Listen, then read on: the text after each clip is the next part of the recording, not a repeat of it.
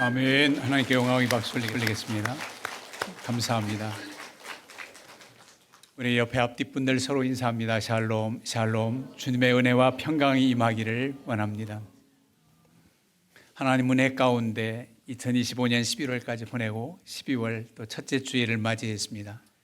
이 첫째 주일은 우리가 선교주일로 지키며 주님의 지상 명령인 땅끝까지 복음 전하는 일에 우리가 가진 못했어도 기도하며 선교사님들을 후원하는 일에 결단을 하는 그런 주일이기도 하고, 또 예수님이 땅에 오신 일을 기념하면서 대림절기로 지키고 있습니다. 주님이 임하심을 기다리는, 그리고 준비해서 기다리는 그런 기간이기도 해요. 성탄절 전 4주를 대림절 제4주 그럽니다. 오늘은 두 번째 주일이지요. 이 대림절기에 예수님이 이 땅에 초림 처음 오셨던 것 기념하면서 기다리는 정도가 아니라 다시 오실 예수님, 재림 예수님에 대한 그 사모하는 마음과 준비하는 기다림, 그런 의미도 이 대림절기에 특별히 생각하고 준비해야 되는 기간이라고 지난 주일에 말씀을 드렸습니다. 오늘은 우리 주님께 어떤 마음가짐으로 헌신할까? 우리 예수님 오셨을 때 동방박사들은 선물을 준비해서 드렸고, 예수님 당시에 베다니 마을의 한 여인은 옥합을 깨서 향유를 부은 그런 일들이 있었습니다. 오늘날 우리는 어떤 예물을 준비할까? 내가 준비해야 될 옥합은 무엇인가를 상고하면서 은혜를 나누려고 합니다. 이 땅에 예수님이 오셨을 때 베들레헴 땅 마국간에서 탄생하셨는데, 주님 메시아가 누구인지도 사람들은 잘 몰라. 알았다면 아마 사람들이 경배하느라고 줄을 엄청 섰을 겁니다.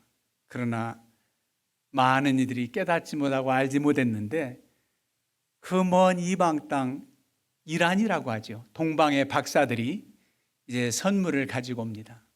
한 사람은 황금, 두 번째 사람은 유향, 세 번째 사람은 몰약.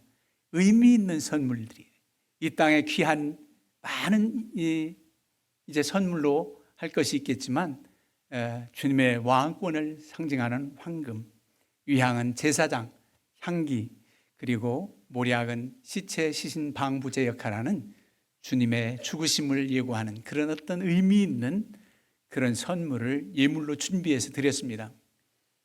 그러면은 이렇게 귀한 황금, 몰약, 그리고 유향, 이런 준비한 자들만 경배했느냐? 그렇진 않아요. 들에서 양 키우던 목동들에게 나타나서 지극히 높은 곳에서는 하나님께 영광이요, 땅에서는 하나님이 기뻐하시는 자들 중에 평화로다. 하나님이 기뻐하시는 자들 중에 평화로다. 그러면서 선포하고, 오늘날 다윗 이 동네에 구주가 나셨다. 이 천군 천사들의 소식을 듣고 목동들이 경배하러 갔는데, 목동들이 어떤 선물 전했다 하는 말씀은 없어요. 그러나 목동은 진정 메시아, 아기로 오신 예수님을 알고 진심으로 경배를 했겠지요. 그래서 하나님 앞에 예물이 있어 준비하여 나아가기도 하고, 내 마음가짐과 내 몸, 모든 것 주님을 인정하고 경배하는 그런 정성 뜬 마음이 필요합니다. 오늘날 우리는 이런 선물들을 한번 생각하면서 우리는 어떻게 준비해야 될까? 다시 오실 예수님을 향해서 어떤 예물을 준비해야 될까? 그런 말씀입니다. 동방박사들이 어떻게 예수님을 알아보고 그 먼 땅, 이스라엘에서 이란 땅까지 한 700여 킬로 이상 될 텐데 그렇게 출발해서 왔을까? 어찌 보면 나사렛 동네에서 호구조사하느라 고향 땅 베들레헴까지 가는, 그를 위해서 출발했던 시점보다도 일찍이 수개월 전에 먼저 출발했을 동방박사들, 별빛을 보고 따라서 아기 예수님께 경배하고 예물 드리잖아요. 그들이 어떻게 예수 그리스도를 알았을까? 추정해 본다면, 이스라엘 유대인들이 바벨론 포로로 70여 년간 있었을 때 그 포로지에서 유대인들이 메시아 구원주 사상을 말했을 겁니다. 메시아가 온다. 이스라엘만을 위한 메시아가 아니라 온 인류를 위한 메시아 구원주가 온다는 그 이야기를 듣고 전해오면서 동방 박사들이 믿었다고 봅니다. 하나님의 감동으로 별빛을 따라와 메시아 구원주를 경배했다고 보는 것입니다.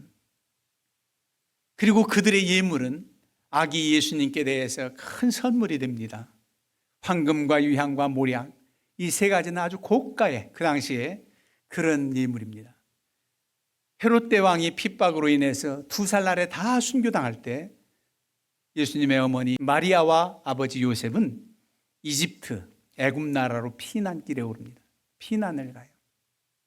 여러분, 피난 가서 황금과 유향과 모략이 귀히 피난 자금으로 쓰여졌을 겁니다.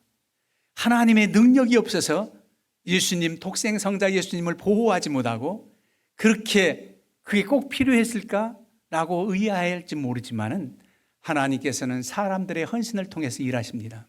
얼마든지 하나님이 책임지실 수도 있어요. 세례 요한을 순교하게 죽였던 헤롯 아그리빠는 충에 먹어 죽었다 그랬습니다. 충에 먹혀 죽었다.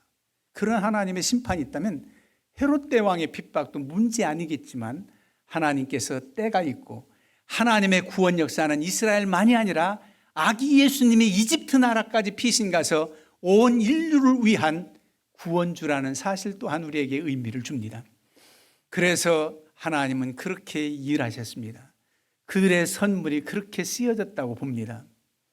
그리고 예수님 당시 이제 십자가 달리시기 전에 주님께 드려진 이 예물이 오늘 본문에 나옵니다.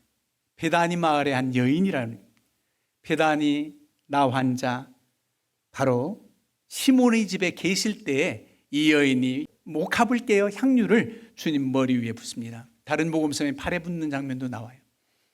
이름은 누군지 기록되지 않았지만 아마도 베다니 마을 하니까 바로 시몬 집과 그렇게 멀리 떨어져 있지 않은 오라버니 나사로, 언니 마르다, 동생 마리아 생각나지요?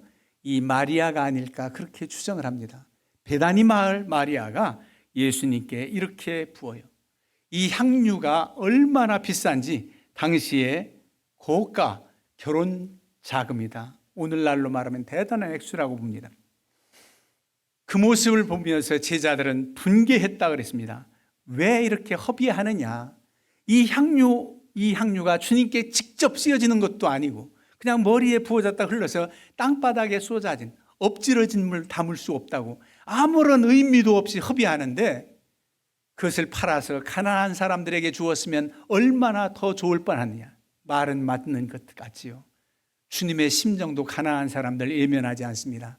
자신을 위한 것보다 주님은 가난한 자, 소외된 자를 더 관심을 가져요. 그런데 주님께서 단호히 말씀합니다.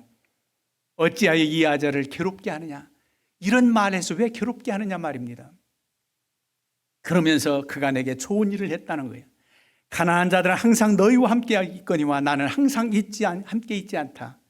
여러분, 이런 말씀 구절 보면 하나님이 항상 함께 있지 않다니, 임마누엘 하나님은 언제 어디서나 우리와 함께 하시지만 육신의 몸으로 더 이상 이 땅에 머무를 시간들이 이제 없다는 겁니다.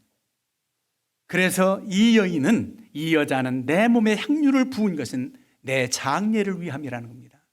주님의 죽으심을 미리 깨닫고 알고 장례를 준비한 이 헌신이다 그랬습니다. 그러면은 이 여인의 그 헌신이 향유를 부은 그 물질 비싼 거 드렸다는 의미보다도 주의 말씀을 깨닫고 주님이 누구신지 알았다는 것이 귀한 선물입니다. 주님께 대해서. 그 앞서서 우리가 본 말씀을 볼 때도 주님께서 대제사장들과 서기관들에게 팔려서 십자가에 달려 죽으실 것을 예고합니다. 그러나 우리 주님이 사흘 만에 다시금 살아나신다는 말씀까지 했어요. 근데 제자들은 그 하나 귀담아 듣지 않았습니다. 심지어 예수님은 비유로도 말씀하시고 직접적으로도 말씀하셨는데, 비유는 표적을 보여달라 할 때 요나의 표적밖에 보여줄 것이 없다. 요나가 고기 뱃속에 있다가 사흘 만에 살아나는 장면, 곧 부활의 주를 말씀한 겁니다. 그리고 또 직접적으로도 말씀했어요. 다시금 살아난다, 사흘 만에 살아나신다는 말씀을 들었는데도 제자들조차도 그 말씀을 귀담아 듣지 않고 믿지 않았습니다. 그런데 이 여인은 벌써 주님의 장례를 준비했다는 겁니다. 알고 깨달았다는 겁니다. 그 비싼 향유가 주님 앞에 드려진 예물이기도 하지만 그의 마음, 믿음의 자세가 더 주님의 기쁨이 되기에 이 여인의 이 행한 일이 온 천하에 어디서든지 복음이 전파되는 곳에 이 여자가 행한 일도 말하여 그를 기억하리라.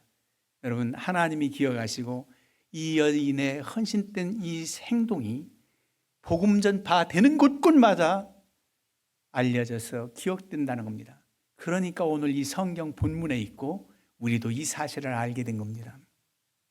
이런 헌신이 있었어요. 제자들이 주님 십자가에 달려 죽으실 때까지 정말 믿음 없었습니다. 베드로도 주님을 부인했습니다. 다 뿔뿔이 흩어졌습니다. 우리가 믿었던 메시아 구원주는 오히려 로마 정권을 무너뜨리고 독립할 줄 알았는데 이렇게 무참히 대제사장들에게 끌려서 빌라도 법정에서 아무런 힘도 못 쓰듯 재판을 받고 십자가에 달려 죽으시는 그 주님을 구원주로 믿지 않고 다 실망합니다. 뿔뿔이 흩어져요. 그래도 주님은 끝까지 제자들을 버리지 아니하시고 부활하시고 만나셔서 손수 조반도 지으시고 함께 식사를 하며 특별히 부인했던 베드로 같은 경우는 내가 나를 사랑하느냐 3번씩이나 묻고 당부해서 내 양을 치라 먹이라 내 양을 치라 이런 말씀을 주셔요. 여러분, 그들은 다시금 사신 부활의 주님 그리고 마가의 다락방에서 성령 충만 받은 이후에 그들은 새롭게 변합니다. 그들의 믿음이 얼마나 귀해졌는지 목숨을 아까워하지 않아요. 어떤 조그마한 불이익을 당할까 봐 그렇게 주님을 부인했던 그들이 순교 두려워하지 않습니다. 제일 먼저 예수님의 제자 가운데 야고보가 칼로 배임을 받습니다. 순교를 당해요. 그리고 나머지 예수님의 제자 가룟 유다를 빼고서 10명의 모든 제자 중에 사도 요한만 반모섬에 장수하기까지 있었다고 그러고 나머지는 거의 다 순교당한 역사로 나옵니다. 심지어 예수님 복음을 전하는 일이 벅차기 때문에 7 집사를 세웠을 때 스데반 집사가 사도행전 7장에 보면 많은 이들에게 주님이 누구신지를 대담히 선포할 때 그걸 받아들여서 구원받았으면 좋으련만 오히려 스데반 집사를 돌에 맞아 죽도록 돌로 치는 장면이 나와요. 돌로 치는데 스데반 집사가 어떻게 기도합니까? 여러분, 순교당할 어떻게 순교했을까 이게 우리는 궁금하죠. 그 핍박을 어떻게 보여지고 믿어지면 순교도 문제가 아닌가 봐요. 하늘이 열려서 하나님의 영광을 본다. 주님이 서신 것을 보노라. 그러면서 돌에 맞아 죽으면서도 예수님처럼 살기등등한 그들을 위해서 아버지여 저들의 죄를 용서하소서 알지 못해서 그렇습니다. 그렇게 기도하고 순교당하잖아요. 그럴 때 우리 주님은 어디 계셨느냐? 우리는 사도신경 할 때 하늘의 우편에 앉아 계시다가 저리로서 산 자와 죽은 자를 심판하러 오시리라 그렇게 고백하는데 하나님 우편에 앉아 계신 게 아니라 서서 스데반 집사를 맞이한다고 하는 이 말씀이 얼마나 우리에게 감동을 줍니까? 주님을 위해서 목숨을 버린 순교당한 스데반 집사를 맞이하시느라 서 계신 주님의 모습을 본다는 거예요. 여러분, 하나님 우편에 계셔서 우리 위해 친히 기도하시는 주님을 위한 제자들의 헌신은 그들 몸이었습니다. 다른 인물보다 몸이었어요. 나를 살려 주님의 제자 삼으시면 골고다 십자가길 피로 물든 주님의 몸, 이 몸 찢어 겹겹이 싸매오리다. 그런 고백을 제가 어렸을 때 했었는데 정말 주님의 제자가 된 그들이 진정한 주님이 누구신지를 안 이유는 죽음이 두렵지 않아요. 모두 다 그들의 몸이 산지물처럼 주님께 드려진 헌신된 예물이 되었습니다. 주님 십자가에 달리신 주님 앞에 그렇습니다. 그러면 오늘날 우리는 어떤 예물이 준비되어져야 될까? 여러분, 우리는 그때그때마다 처음 오셨을 때 예수님 준비했던 동방박사의 심정으로 우리의 물질이 필요할 때도 있습니다.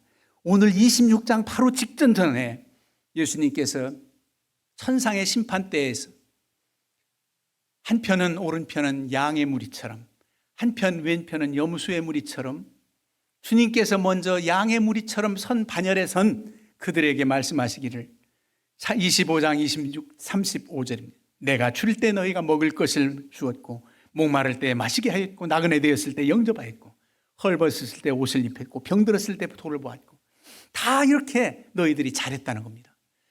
그래서 그들이 말해요. 주님, 언제 주님 만나서 우리가 뭐 이렇게 해드린 적 생각 안 나는데요. 언제 주님이 우리 곁에 계셨습니까?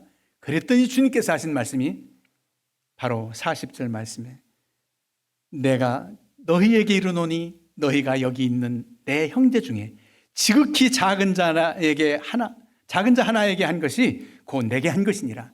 여러분, 소자에 지극히 작은 자, 병들고 약하고 어린아이와 같이 소외된 자, 이런 이들에게 한 것이 곧 나에게 했다는 겁니다. 아기 예수님으로 오신 주님은 청년의 모습으로도 오실 수 있지만 보호를 받고 자라야 되는 그런 기간으로 메시아로 오셨습니다. 힘없이 도움을 받아야 될 그런 소자, 작은 자, 어려운 고난받는 사람들을 우리 주님은 남겨두셔서 오늘 우리가 도울 때 도울 수 있어야 되는 것이 바로 동방박사의 준 그 마음으로 그렇게 드려진 예물의 심정입니다. 그런가 하면 주님이 고백되어지고 믿어지고 그럴 때 내가 준비한 옥합이 하나도 아낌없이 부어 드릴 수 있는 그런 믿음의 결단, 즉 주님이 온전히 믿어지는 나의 그리스도, 나의 구원주라고 믿어지는 이 고백과 함께 주님을 인정하는 그런 헌신된 자세가 또한 우리가 필요합니다. 그리고 지금도 하나님 우편에서 우리를 위해서 친히 기도하신다고 그랬는데, 내가 진정 주님의 제자로 부름받고 주님의 일꾼으로 부름받은 확신이 있다면 여러분들이 죽기까지 순교하겠다는 결단, 마음가짐 뿐만 아니라,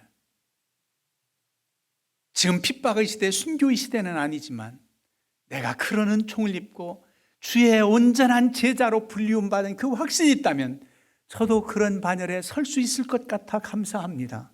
그런 고백이 여러분들에게 주어져야 돼요. 그리고 나서 이제는 어떤 시대냐, 다시 오실 주님을 맞이할 거룩한 신부의 자세로 준비해야 됩니다. 그게 우리가 마지막으로 준비할 옥합입니다. 오늘 할렐루야 찬양대 거룩 거룩 거룩하신 우리 하나님 주를 찬양했습니다. 거룩이라는 게 목에 힘주고 성경책 딱 끼고 다니면서 이런 자세의 외형적인 거룩이 아니라 구별되다는 거예요. 구별되다는 삶이 거룩입니다. 하나님은 신이시니까 세상과 구별돼서 그러신 분이니까 그렇지, 우리는 어떻게 세상에 살면서 거룩합니까? 그래도 하나님 자녀답게 구별되게 살라는 겁니다. 순결한 삶, 구별된 삶을 살아. 이제는 거룩한 신부가 되는 준비가 필요합니다. 거룩한 신부가 주님을 위해서 여러 가지 예물도 준비하겠지만 우리 자신이 더 중요해요. 정결한 신부로 서야 돼요. 이 혼탁한 세상에서 믿음을 지키고 구별된 삶을 살아 하나님의 기쁨이 되는 이들을 우리 하나님께서 거룩한 신부로 맞이할 겁니다. 여러분, 주님과 우리의 관계를 하나님의 자녀, 어찌 보면 초림하신 예수님, 아기 예수님 오셨을 때 그 부모와 많은 사람들이 기뻐한 것처럼 우리는 사랑받는 하나님의 자녀로 세움을 받았습니다. 한참 깨닫고 주의 제자로 불리움받은 그 열정, 그 주의 일꾼으로 우리가 살아가기도 합니다. 이젠 마지막 하나님의 때에 다시 오신다면 거룩한 신부로서 단장된 여러분들이 그 모습 그 자체가 귀한 예물이 됩니다. 주님이 다시 오시는 것을 보지 못한다 할지라도 우리가 개인적 종말 주님이 부르신 날, 육신의 장막이 무너지고 영화로운 몸으로 하나님 앞에 나아갈 때 어떤 모습으로 서느냐 하면 하나님의 자녀된 권세로 살다가 그리스도의 일꾼으로 살다가 마지막에 거룩한 신부로 준비하며 사는 동안에 하나님 불리움 받게 될 줄로 믿습니다. 거룩한 하나님의 신부, 이 시대는 그 옥합이 우리가 준비해야 될 옥합입니다. 하나님께 영광 돌리는 삶이 되어서 하나님이 기뻐하시는 이들 중에 참 평화가 임하는 놀라운 은총이 있기를 주님의 이름으로 축원합니다. 아멘. 시간 최성일 권사님 봉헌 특송해 주시고 예물 올리겠습니다. 할렐루야. 찬양 속에 하나님의 은혜 함께하기를 바라겠습니다.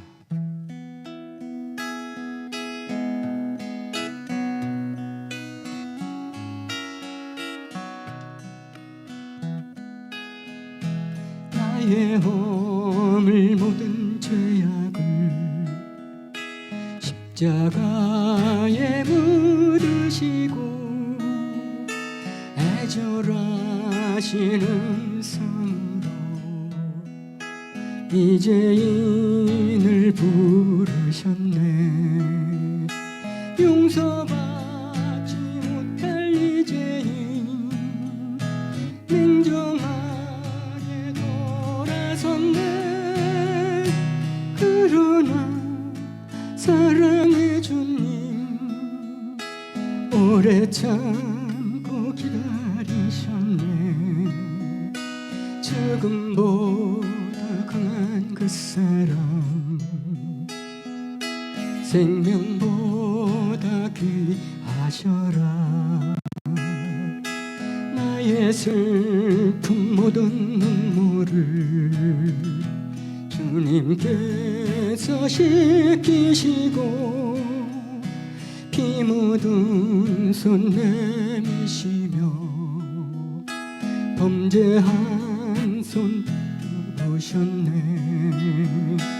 용서받지 못할 이제인 외면하고 부리쳤네. 그러나 사랑의 주님 나의 손을 놓지않네. 죽음보다 강한 그 사랑 생명보다 귀하셔라.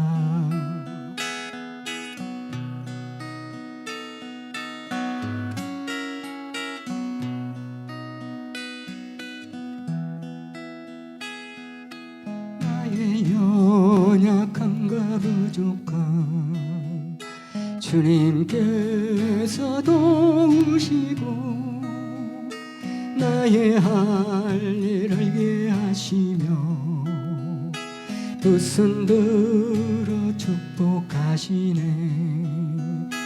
용서받은 천국의 일꾼 회개하며 주님 곁으로 이제는 주님만을 찬양하며 따르리다. 죽음보다 강한 그 사랑 생명보다 귀하셔라. 생명보다 귀하셔라.